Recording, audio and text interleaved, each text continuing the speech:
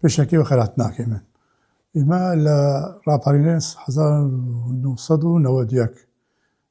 لە ناوچەی خانەقین بووین من بە چەند مەحوەرێک بوو ئێمە مەحوەری ئیلا بین مەحوەری لای بەبوو بین کەوتنە ڕێ و هاتین یەک شەو تەقریبەن لە خۆرخۆر لە دێ خۆرخۆر لەو بەرخەوتین دوایی کردین ئەو بەر بۆ کەلار لە کەلار شەوێکیشماینەوە بۆ ڕۆژی 11 هازار ئێمە کەوتنە ڕێ بۆ ناو خانەقین لە سەعات تەقریبەن دە سەعات 12 بۆ 12 خانەقین ئازاد کردین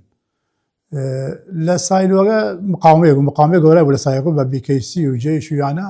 ئێمە ئەو کوڕی حوزەوەم شەهید بوو شەهید مەدحەت مەجید دارا لەگەڵ خۆما بوو هەر شەهید بوو دوایی ئێمە بڕی جێش و هەند شەهید قژیان و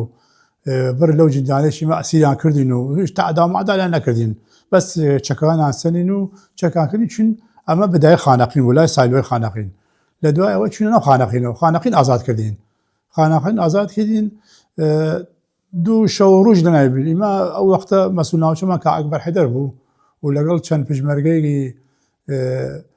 لەوانە حەسەن حوسێن شەهید بوو محەممەد موراد جەمشید هەم شەهید بوو ئەویش تخوا فواد ئەمر خوای کرد عەدنانی سە ماوە عەدنان خوشکەزامە ماجد محەممەد هەر ماوە بەندەریش و لەگەڵ چەند پژمەرگەی تر بووین هاتن ناو خانەقین و خانەقین کردین ئەوەڵ مەفرەزەی ئێمە چوونە ناو خانەقین خۆم یەک لەو مەفرەزانە بچوون ناو ئەرکەوازیەوە چوونە ناو ئەرکەوازیە و خانەقین کردین دی شەو مام لە خانەقین لە منەزەمی خانەقین خەوتین بۆ ڕۆژی دوایی هجووم کردین بۆ سەر ئستیخباراتی خانەقین ئستیخباراتیش کۆنترۆل کردین تا ڕەچینە لێوایەک هەیە لە مەلەکشای بووم لێواگە ئەو لێوایشە کۆنترۆل من لەورە خۆم بریندار بوویم دەستم شکیالەوە لەورە کەفتم خوارد دەستم شا چونکە هەن زەختی گەورە هاتە بانمان ئەی جەماعەت مجاهدین و جێش و قوات خاسە گشتی هاتنە ڕەمان وەڵحاسڵ دی ئێمەیش دی کەم کەم سەحب کردیم هات ناو خانەقینەوە